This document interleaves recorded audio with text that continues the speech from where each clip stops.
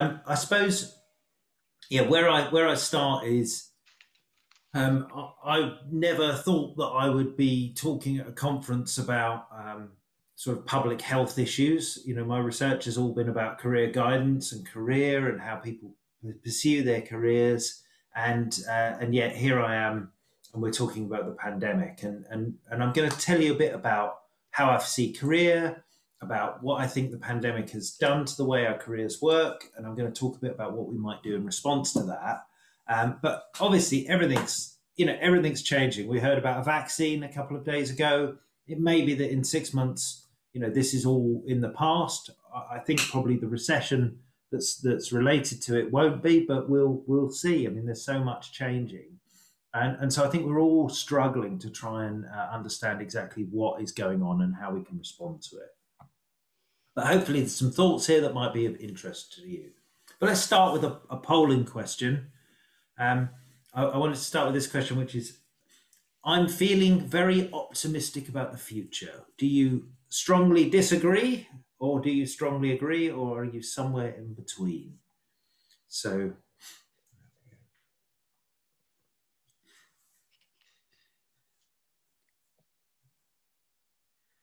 okay, people starting to vote. Very nice. Um, very good. So far, people feeling pretty optimistic on the whole. So we've got over half of you feeling optimistic. Okay, so yeah, so wow, that I'm very impressed. So despite everything that's going on, this group of people is feeling pretty optimistic about the future. Well, I'm not sure I can I can join you on that optimism quite yet, but let's have a think about that as we go through. So when we're thinking about career, it's really related to this sense of individual and personal optimism, but also I think to societal optimism. Because what we're thinking about when we're thinking about our careers is our journey through life, learning, and work, our movement from now into the future. And so, how we think the future is going to turn out for us individually and as a society is really, really important.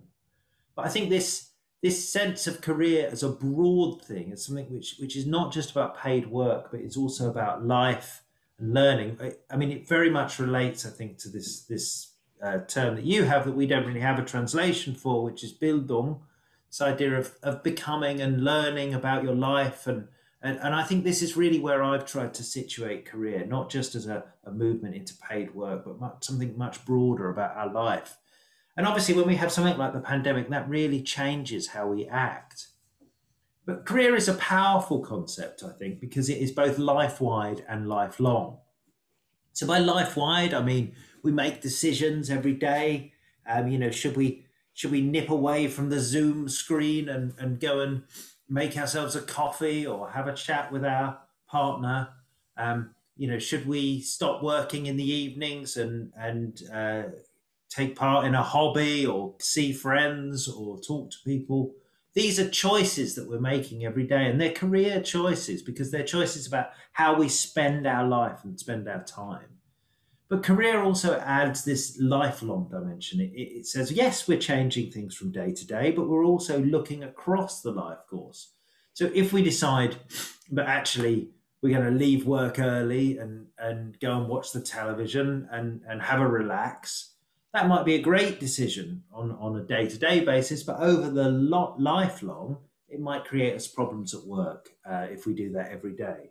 So career helps us to make both career decisions are both day-to-day decisions about how we spend our time, but also lifelong decisions about how we organize our lives. And of course, there's a strong relationship between those two things: how we spend our days, how we organize our lives, they interact. So career decisions are not just something that we make once. I decide I want to be a doctor or a lawyer or a teacher. They're something that we do every day. Every day we're making career decisions of all kinds. So career is powerful because it links education with life. It links effort today with outcomes tomorrow. It links schooling and education more generally with society. And it answers the question that young people often ask, which is, why are we learning this? What use will it be? So career is about all of these things, and it's about this relationship between our lives, our educations, and our work. So, if you're interested in career theory and you want to get deeper into some of these ideas, I've posted a little self study course on my blog, which is mainly made up of sort of short lectures that I gave in my role as a visiting professor at the Inland Norway University of Applied Sciences. And so, if you're interested, then go onto my blog. You can find that. We'll post the slides from today there as well over the next couple of days. So if you want resources, I'm going to give you a few links as we go through. If it's helpful, you should be able to get them from my blog. The blog's called Adventures in Career Development. But what has all of this stuff got to do with COVID? I'm talking about careers, I'm talking about career learning, I'm talking about making decisions about your life. And yet, for all of us, we've seen such big changes to our lives through COVID. So some people, it might be worth people muting their microphones if they're not muted already, and just come in when you want to talk. But so if we look at COVID over the last few months, it's been a really let me go back to that slide. It's been a really quite a radical change to our lives. So COVID went from being nothing at the beginning of the year, most of us had never even heard of it, to by the end of October, we were in a situation where there were, tens of thousands of cases every day coming out across the world. And so my life is now really, really different. Like, I think when you invited me to speak at this conference, I was being invited to come to Austria, and I was thinking, oh, that'll be great. It'll be a really nice trip. I'll meet lots of people. And that was, a lot of my life was like that. I was going to conferences, I was going and running seminars and meeting people. But since COVID, my life has become very different. I've lost the ability to travel, to socialize, to go to the gym or pub. We're just in a new phase of lockdown in the UK. So I'm still working, but I'm now doing it without any direct human contact. And this picture you can see of the brick wall, that's the picture I can see out of my window now. So it's very different than if I'd come to Austria, I think. And I'm not alone, but that's what I wanted to ask. So the next polling question is, how much do you agree that your life is very different from how it was before the pandemic? How are people feeling about that at the moment? Can we get the polling question up? Yeah, there we go. Right. So yes, how are you feeling about your life? Is it the same? Are you doing exactly the same things in exactly the same way, or is it really very different? It's changed everything.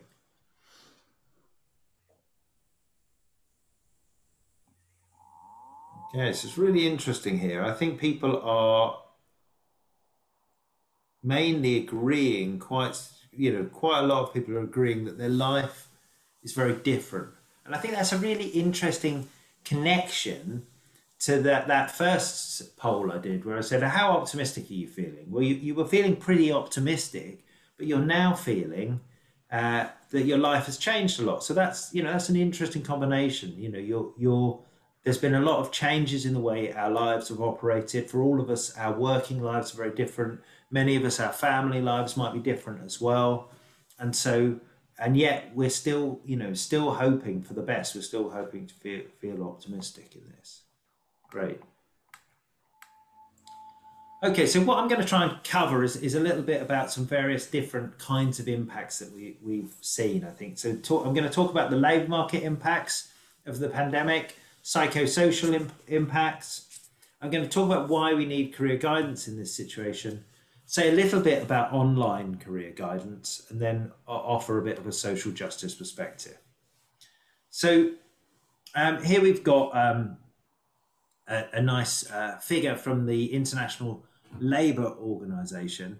And what it shows us is how the economies of what proportion of the world's population are experiencing different kinds of challenge from the pandemic. So what it tells us is that there are some places where we're seeing, or periods over the last few months, we've seen pretty much a complete closure of the whole economy. And but even now, or even in the latest version of this data, we were still in a position where the majority of people in the world were, at the very least, having some areas of the economy closed down. So recommended closures is the sort of lowest level they've got. And you've only got about 10% or less than 10% of people who are not in that situation. So everybody else, everybody in every other country has got at least some areas closed. So we're seeing sort of some pretty dramatic impacts on our labour markets and on the global labour markets that is going to shift the nature of work. It's going to shift the speed of growth of the economy. It's going to change which aspects of the economy are most kind of successful or employing the most people. And I'll just give you a little example of that. In the last recession in 2009, a lot of graduates in the UK found it quite difficult to get the kind of job that they wanted, to get a sort of high skilled professional job. So lots of them then went and worked in bars or in restaurants or in hospitality, across the economy in different areas. This time it's going to be very different because some of those areas that tend to soak up people in periods of recession, so travel, hospitality, these kind of human-centered occupations, a lot of those are closed. Anything that involves a lot of human interaction, which is quite intensive usually for employment, is closed at the moment, or in many countries is closed. So we're seeing the economy changing, but we're also seeing the nature and the shape of the labour market changing. So Geeta Gopinath, who's the chief economist at the IMF, she says, and it's quite frightening this, because if someone like her is saying this, I think we need to worry. The crisis will leave scars well into the medium term as labour markets take time to heal, investment is held back by uncertainty, and balance sheet problems and lost schooling impairs human capital. All countries are now facing what I would call the long ascent, a difficult climb that will be long, uneven, and uncertain. So when we first started the pandemic, we were told that we were going to have a V-shaped recession, that it would be very quick. We'd have a quick drop in the economy, but then we would have a quick climb back up because we were artificially closing the economy. But the problem is the pandemic has gone on too long. It's dragged on, so it's created a recession. And what Geeta's saying is that most countries can probably assume that it will take a long while for you to get out of this. So even if the vaccine we've heard about, even if that comes into being and all of the pandemic, all of the disease disappears tomorrow, and it's not going to, it's going to take a long while to actually operationalize that vaccine. But even if that does happen, it's going to take us a while for the economy to recover. It's going to take us a while for the labour market to recover. So this, I think, radically changes the context within which people are pursuing their careers. So let's ask this question. Again, how are people feeling about employment? So many of you are working directly with various kinds of clients of career guidance. Are you finding that in the area where you live, there are less employment opportunities than before? So do you agree with that? Yes, there are less employment opportunities, or would you disagree and say, well, no, not so much in our area?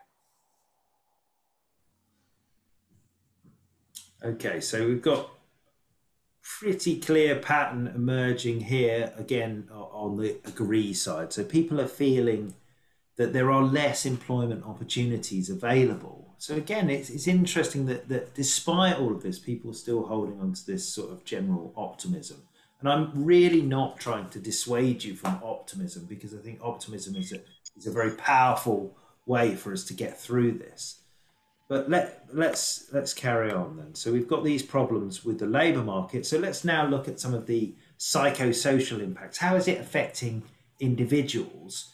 Because we've seen how it's affecting the labour market. Well, our lives, I think, have been transformed. There's new things that we're doing. I'm spending an awful lot of time in front of a screen. I think I probably, you know, pursued my career in the direction I pursued it in, partly because I didn't want to spend all day in an office sitting down typing at a screen. I wanted to be out. I wanted to do. I'm a social researcher, so I was usually going out. I used to go around schools, employment centres, talk to people. I'd then go and give presentations. Of course, I did some work on screen. I wrote things up and so on. But I wasn't spending all my time doing that. Now our day-to-day working experience is very sedentary. We're sitting down, we're watching the screen, and we're not able to. Many shops and things are closed, so our lives are being transformed, and this is resulting in a complete shift in our social connections in a way that's really quite complex. Because on one hand, we're physically isolated, but on another hand, the pandemic has really reminded us how much we need each other, how interrelated we are. If somebody else gets ill, then maybe I'll get ill. So, but equally, I will need somebody to be there. So, one of the things we've been talking about a lot is the burden on our healthcare system. If lots of people get ill, then I won't be able to get access to healthcare. So, we're starting. We've got this sort of contradictory position where, on one hand, we're isolated, but on another hand, we're more aware of the social context of our lives, of how connected we are and how important those connections are than ever before. I think it also has encouraged us to recognize our fragility and our vulnerability. It's made many of us think about what happens if I get ill. We might have assumed we were invulnerable, that we were never going to get ill, that we were able to continue to work, right up until we're into our older age. But now, all of a sudden, we recognise that we might get ill, and it could be very serious indeed. So we're then going to think about, well, how has this actually changed? These kinds of changes to the way our lives are, to the way we perceive our position in the world. How have these changed what's important to you? Have you rethought your life? Have you thought maybe actually, the pursuit of money and wealth and power, perhaps that's less important if I can't spend time with people? And so in an article that I wrote with Ronald Sultana and Rhea Thompson, we said the lockdown is a pedagogic moment. It's a time for learning. It's a time for people to think.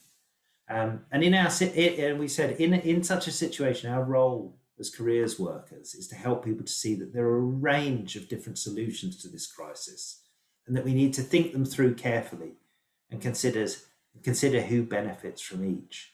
So the changes that we're seeing are opening up the possibilities for both individual change, for us rethinking our careers, rethinking how we might want to live our lives, but also social changes for the rethinking how our societies work. What occupations do we value?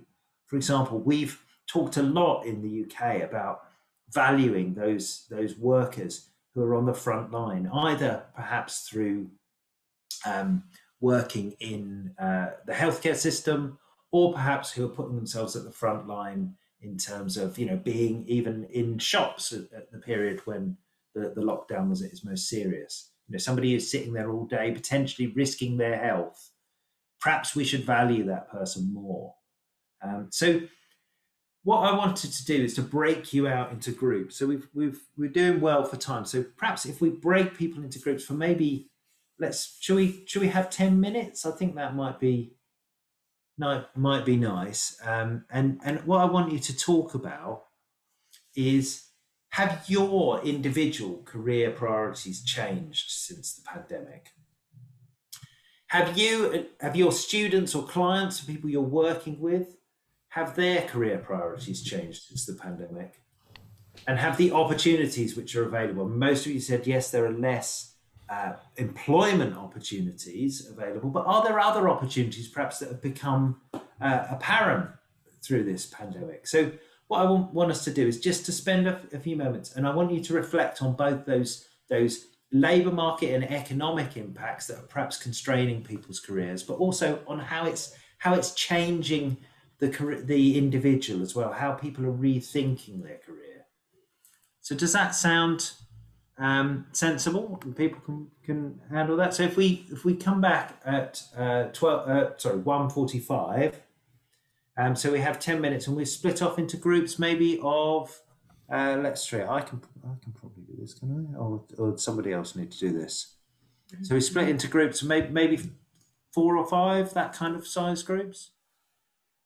Excellent. So I wonder whether anybody will be brave enough to be willing to share something that they talked about in their group. So how are you feeling about how the situation with the pandemic has changed your thinking or your clients' thinking about their careers?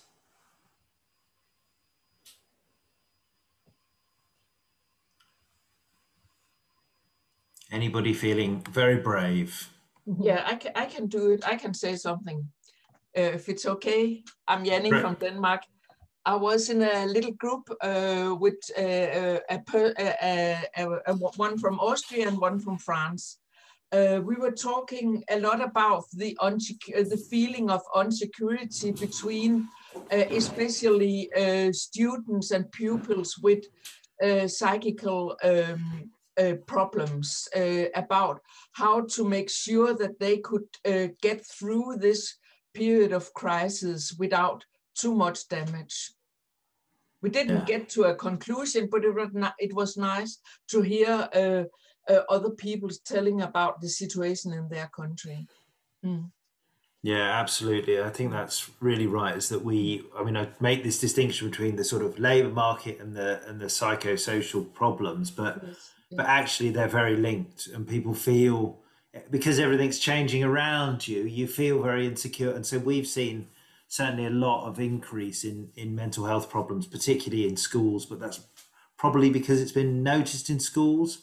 I also had a conversation with an employer yesterday, an HR professional, and he was saying that within their business, they're noticing a lot more people with mental health problems as well. So absolutely, yeah. Anybody else like to come in?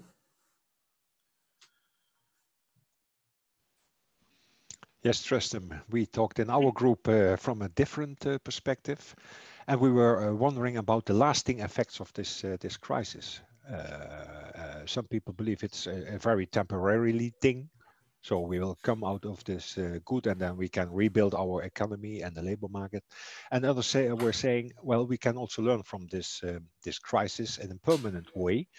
And as an example, we had the discussion about working from home as a new way, a new concept that probably will last, maybe forever, but maybe it's possible to see it as an alternative. That ends up with very positive effects on the worker, but also the organization. So we were a bit positive about these effects.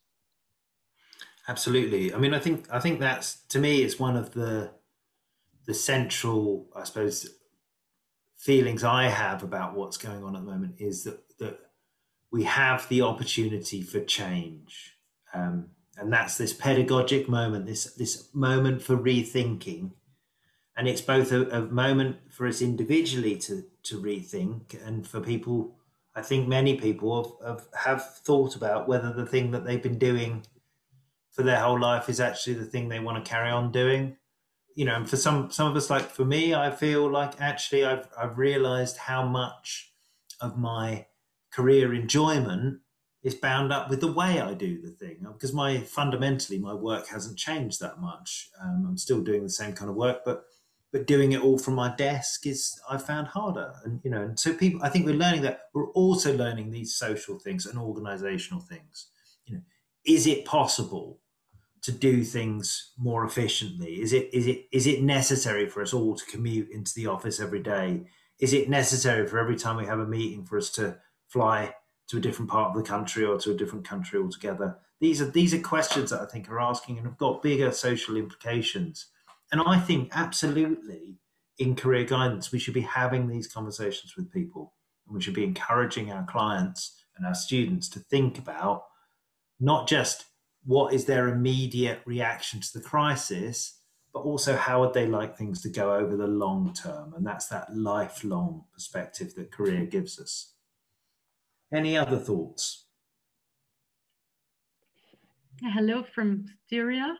I would like to contribute a positive example, because I work with older disabled people, and I support them by finding a new job. And in our group, I had this example from one lady. She said, me, I was so lucky that the pandemic came, because now I finally had an opportunity again to work as a security employee in front of a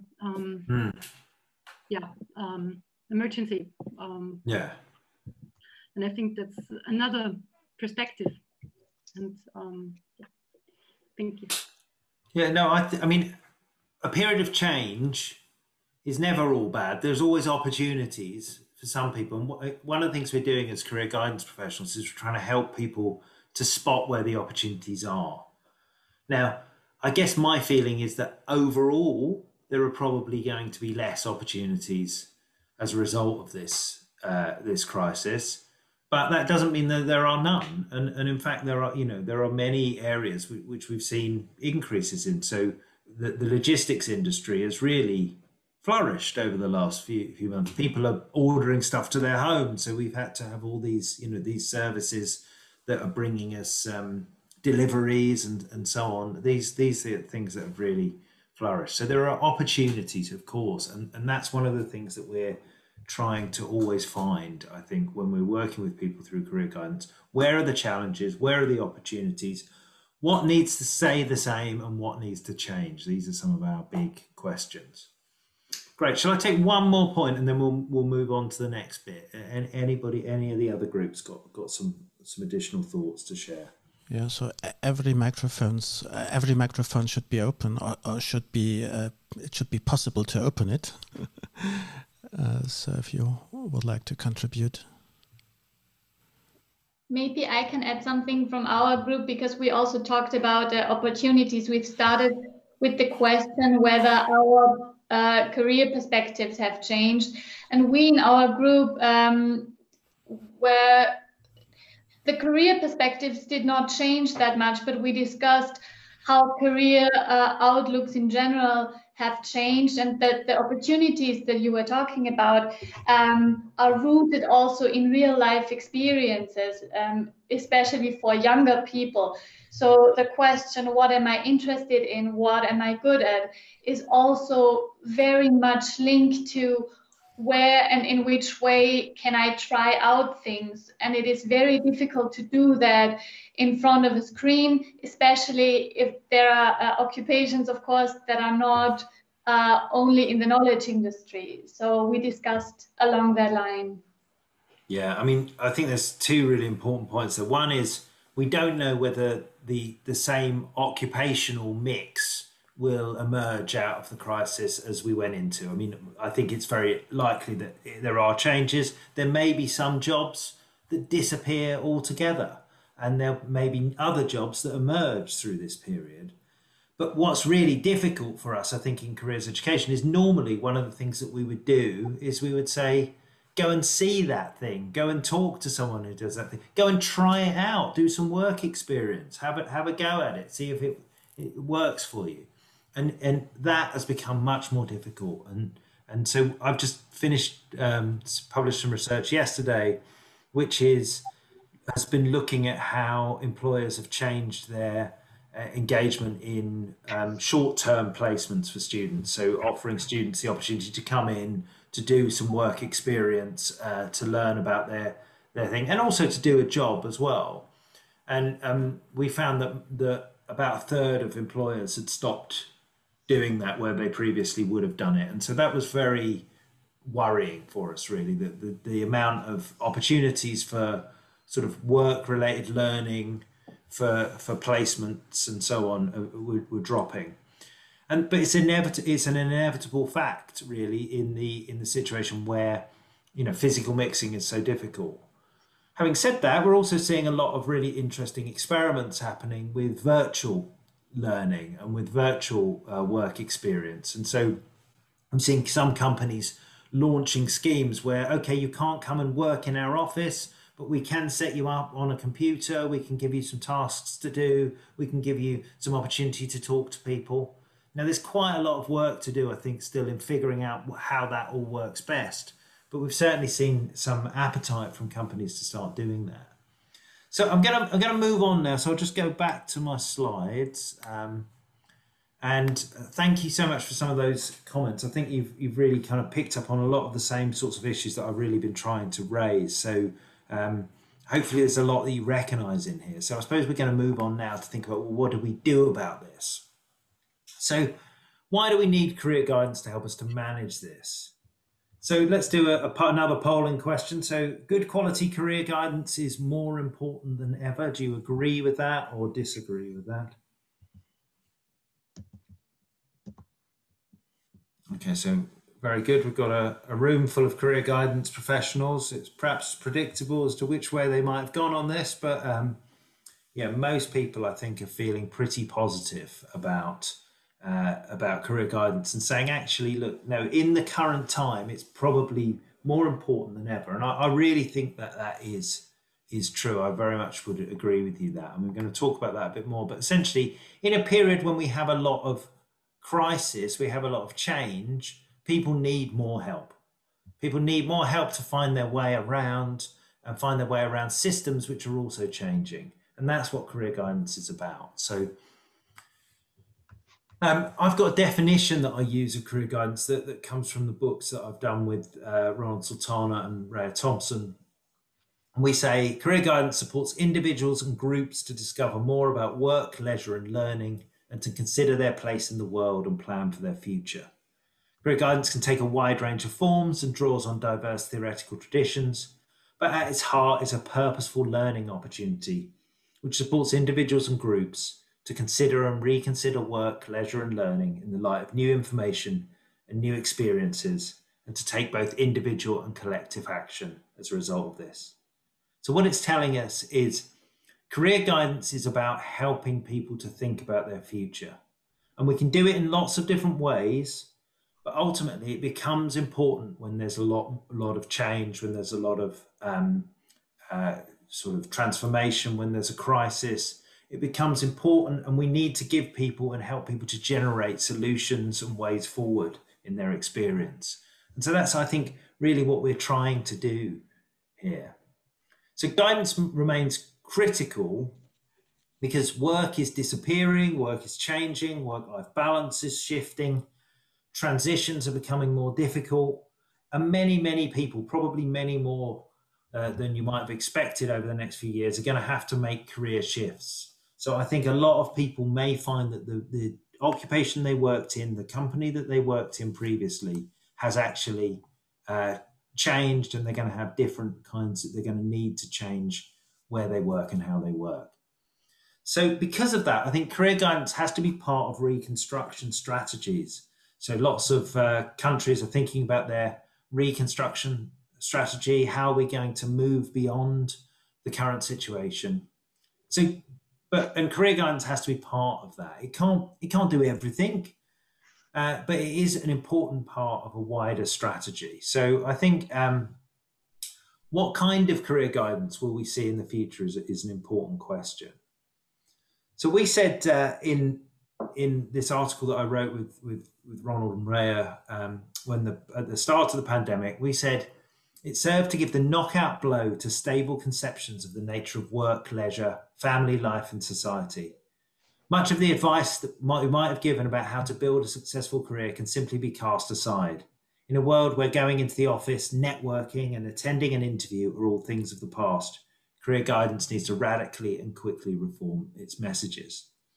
So our point is that career guidance is very important, that it's central, that government should fund it. It should be really key to how we think about how we move the population into the future, into the post-pandemic future.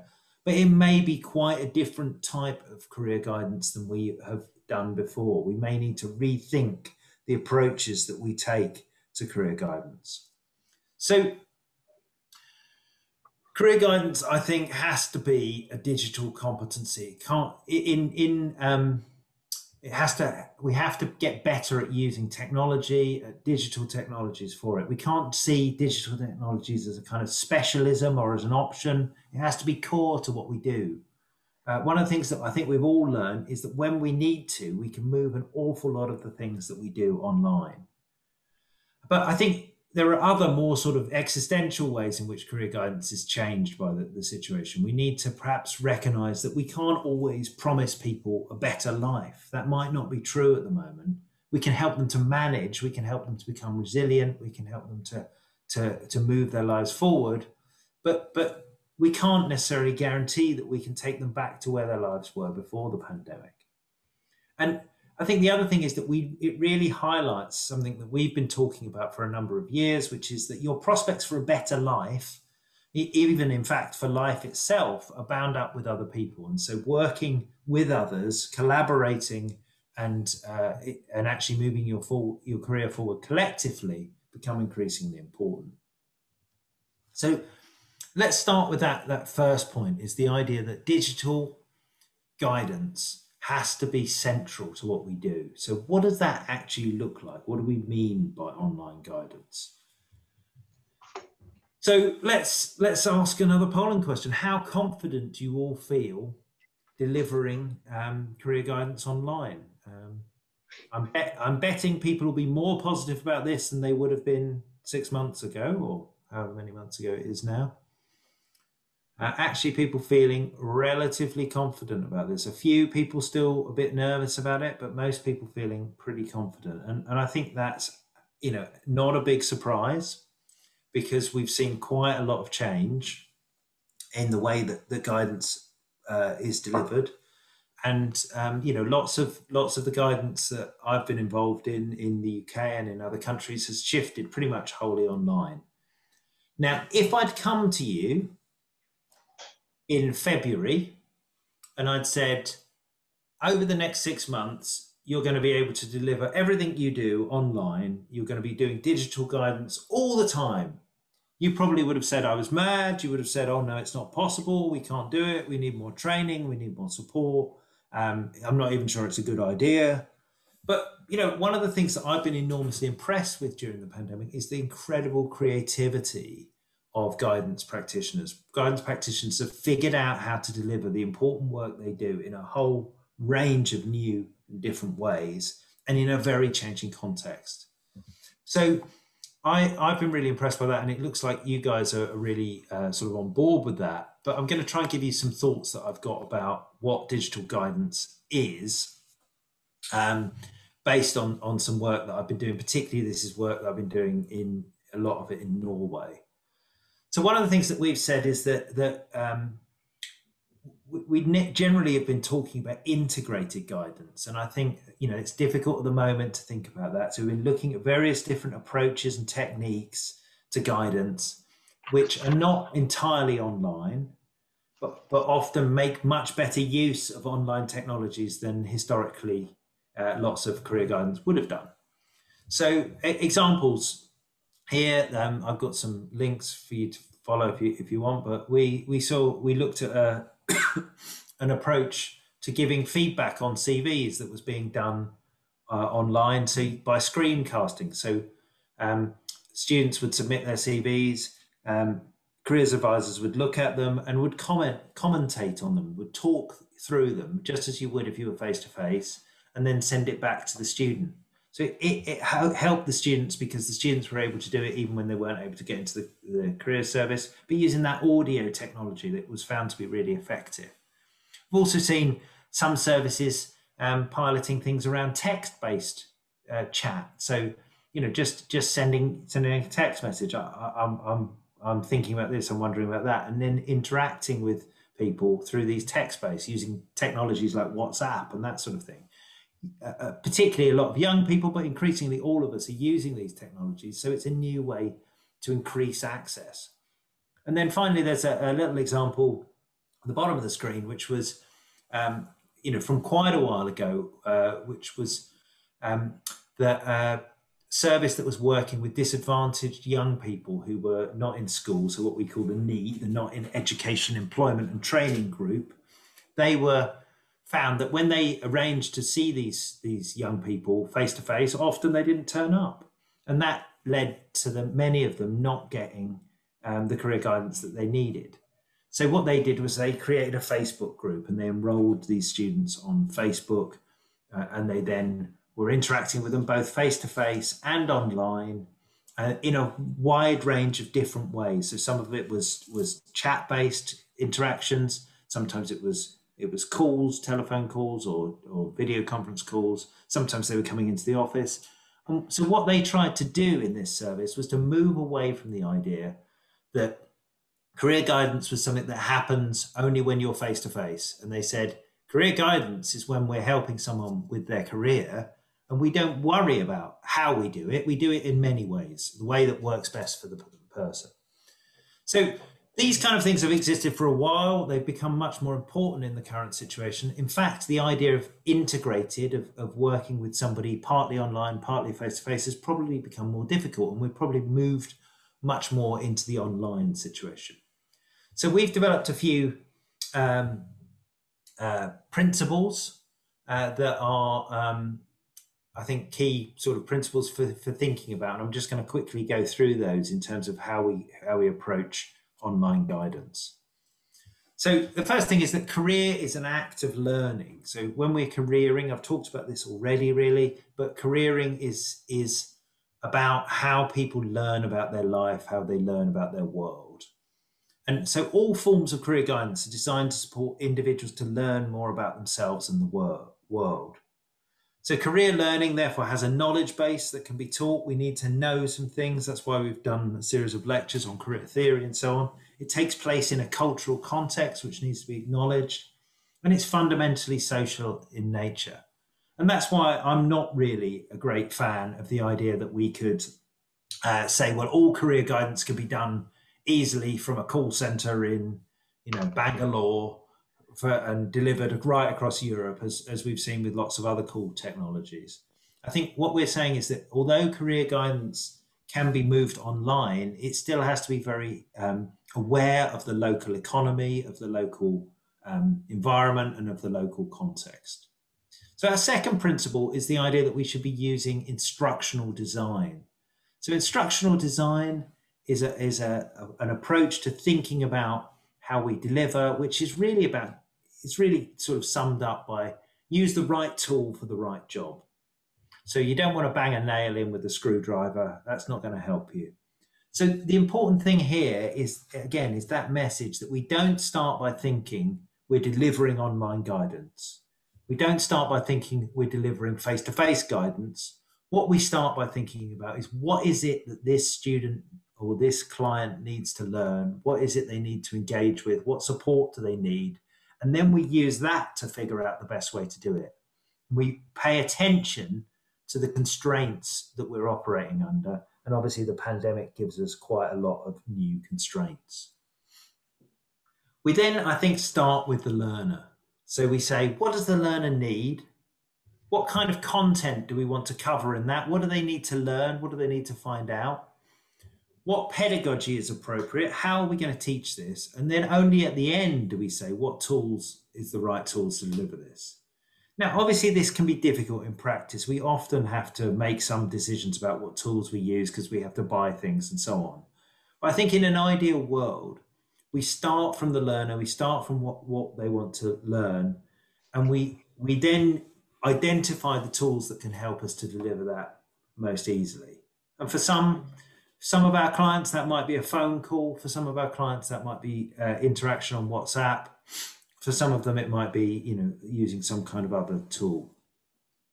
Finally, I think we want to take what we call a co-careering approach. This idea that we're working into all these different technologies, we're working with different kinds of groups, it creates a different sort of relationship than we might have had in a counselling type of career guidance situation. It's open, it's informal, it's community-based. We're nudging in a non-hierarchical way. We're often trying to model behavior. Our clients can see us, if we talk about something like, setting up a LinkedIn profile, our clients can go and have a look at our LinkedIn profile. So we need to model good behavior, and we also need to think about what's working and what's not working. So this is the kinds of principles that we need to adopt, and it changes the way that we might think about career guidance. It moves us from a position where we were perhaps the expert who someone came to seek advice from, to a situation where we're creating a learning environment for our learners. We're supporting them through a range of technologies, and we're helping them to think through what possibilities might be there for them. Finally, I just wanted to say something about the social justice perspective, which is a lot of the work that I've done with Ria Thompson and Ron Sultana that I've talked about is very much informed by that. And it really gets down to this idea that we need to do something about how we actually manage our careers and how we think about them in relation to the wider context. So I think this might be the last polling question. How many of you believe that the pandemic will ultimately change things for the better?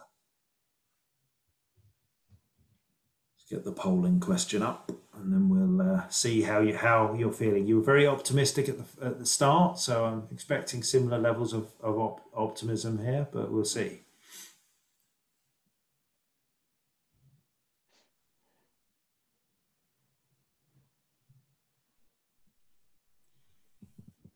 Okay, a powerful showing for indecision here with the neither agree nor disagree. It's where most people are at the moment. Let's see if the last few people voting change that at all. No, okay, so we're going with neither agree nor disagree, and a fairly even split between the agrees and disagrees.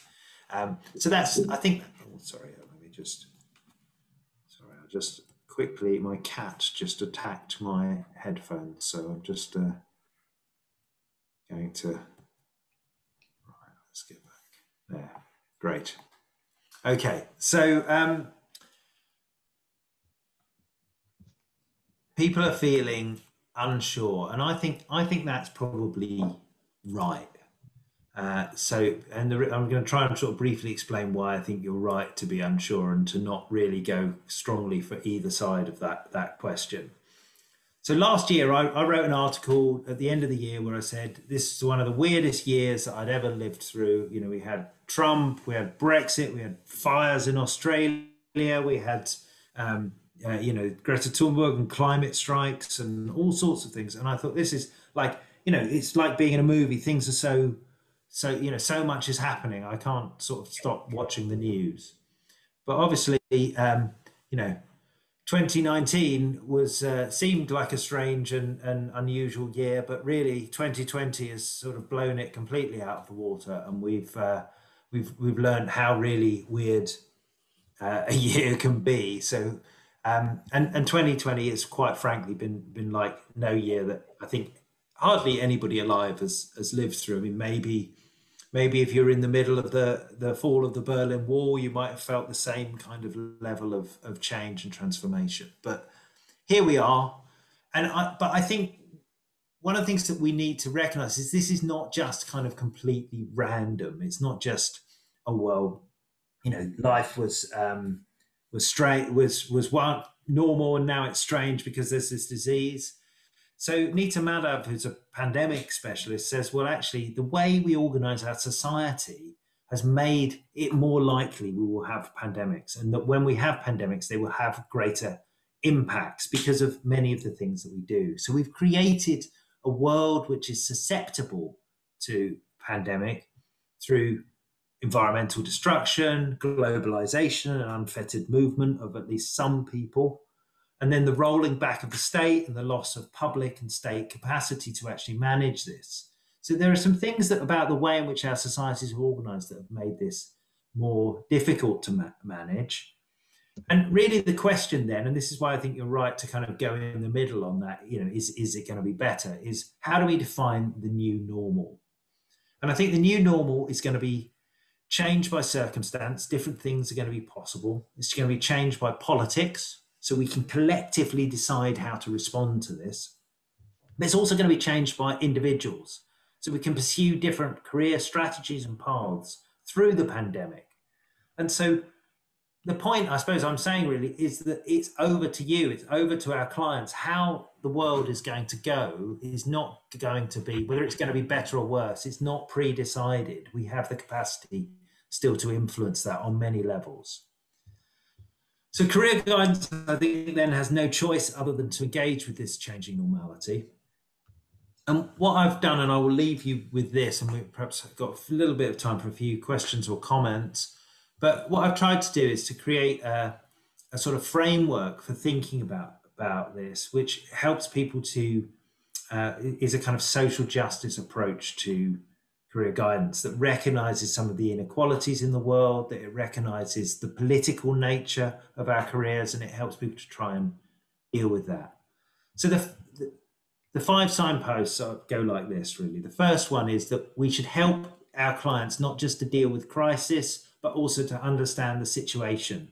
So not just to react, but to actually gain a deeper understanding of what is happening and why it's happening. So to understand the politics and the environmental issues, and to understand what's going on in the labour market and so on. Second thing is we need to name oppression where we see it and help people to recognise where they're having particular problems because of who they are rather than because of what they've done. We need to encourage people to question what's normal. At the moment, we're in this period when what is normal is not very clear at all. And we need to, I think, spend time thinking about what a return to normal really means and what the new normal should look like. We want to encourage people to work together with each other and perhaps actually to play a role in facilitating social interaction and collaboration through online and other tools. Now, finally, we need to work at a range of levels. We need to recognize that career isn't just going to be viewed as work with individuals. We need to also help people to build meaningful careers by intervening into organizations, into schools and businesses, into social and political systems, into the economy and so on, and making our cases at that level as well.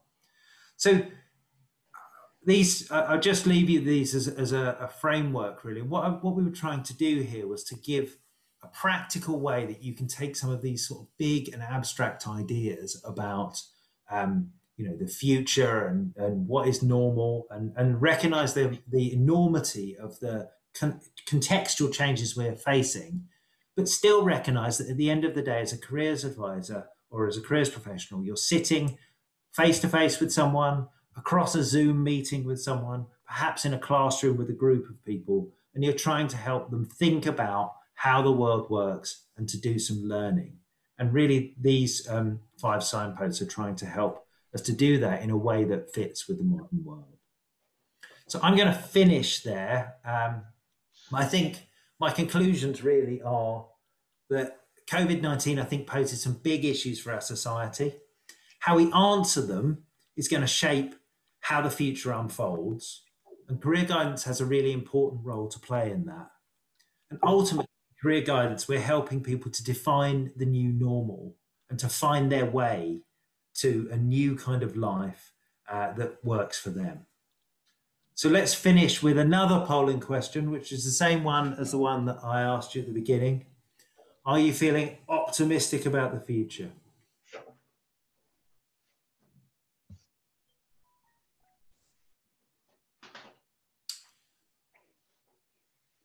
So I can't remember exactly but my sense is that people have got a bit more optimistic through the last hour and a half. So that if I've achieved that, then that's something. While I've been basically telling you quite a lot of bad news all the way through, if we've still achieved some optimism, then that is great. And I am optimistic. I'm also anxious about the future, but I am optimistic because I do believe we have the opportunity to improve the world. And I believe that as career guidance practitioners, we have the opportunity to have a really profound effect on the people that we work with, careers and futures. And so hopefully I've given you some ideas about how we might try to do that in such a difficult time. I think we've still got a few minutes if people have got questions and comments. So how do we want to field those? Yeah, exactly. We asked people to post the questions or comments that they have in the chat. So there's already one by Susan Perkins. She's joining us here from Austria. And Susan says, I have observed an increasing trend over the past months that more and more students want to study social studies, which is very encouraging. In the words of Winston Churchill, let us go forward together. Right. Well, obviously, I'm very keen on that as a social scientist. I think it's great. But yes, I mean, I suppose one of the possibilities is that the way in which we value different subjects and the way in which we value different professions changes, I think, as a result of the situation that we're in. And I think that's something we have to be mindful of. We have to encourage, and we have to respond to. Mm-hmm. There's another one from Florian Kadlec. He's based in Italy, in Torino. How important do you think social and emotional skills and career management skills are in the future to manage life and career? Yeah, I mean, so I think, there's various different ways to describe these things, but I think what is clear to me is that there are a range of skills, knowledge, behaviors, and attitudes, which are things which are not usually explicitly taught in education, which are really important to helping people to manage their life and be successful in their life. And a lot of us have spent quite a lot of time. I'm actually currently working on a project in England to redefine career management skills and what career management skills look like in England. And I think, one of the things that I've been trying to do in the way I've approached that, and when I look at how some of my Norwegian colleagues they've recently been through a similar process, I think what we've been trying to balance is the need to tell people that there are some things which will help you, which are things like being resilient, being entrepreneurial, being creative and so on, which will help you to manage your life and career successfully, without saying that you've got sole responsibility, and if things don't go the way you want, then it's because you weren't resilient enough or whatever. So I think one of the ways that I've tried to do that is to say that yes, these career management skills and social and emotional skills are very important.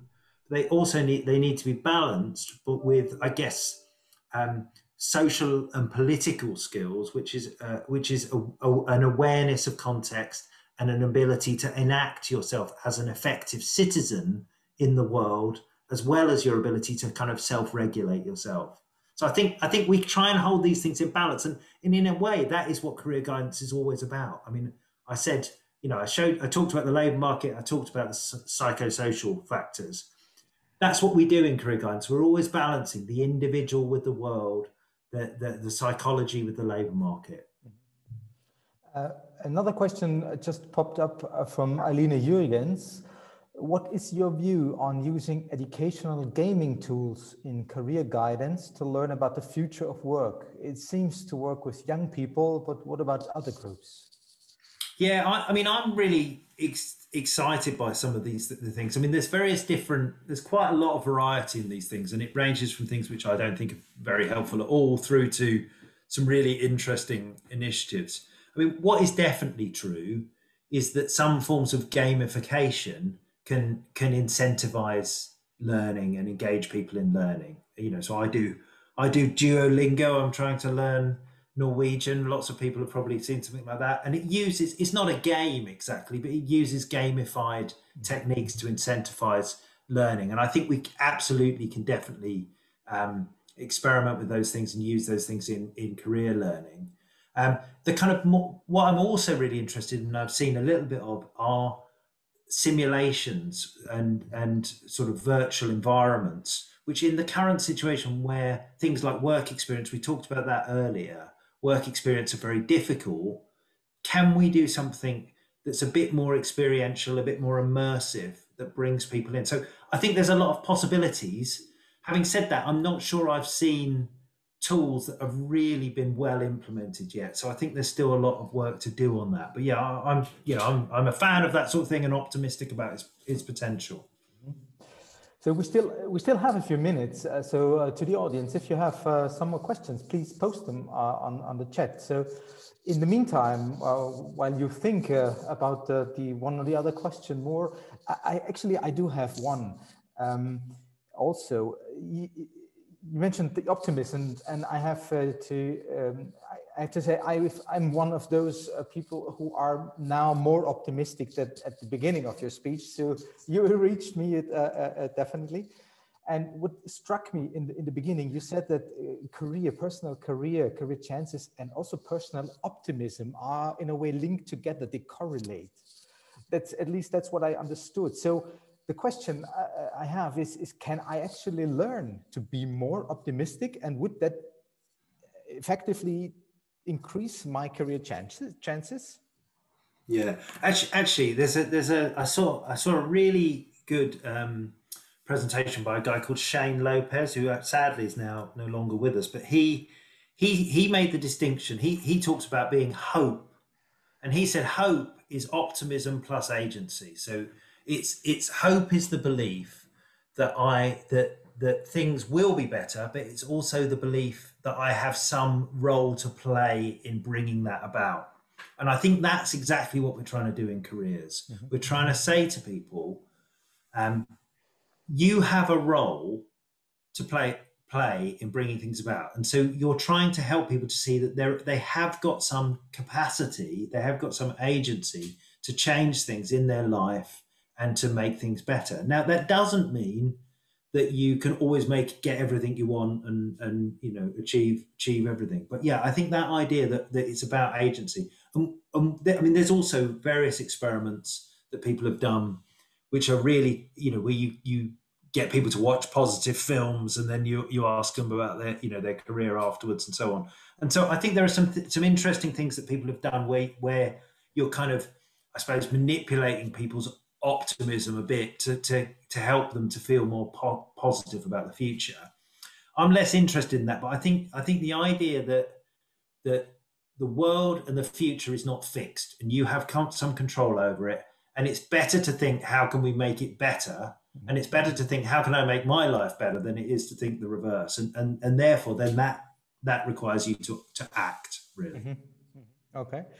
There's a follow-up to the gamification questions. Karin asks if you have examples of gamification in guidance and career advice.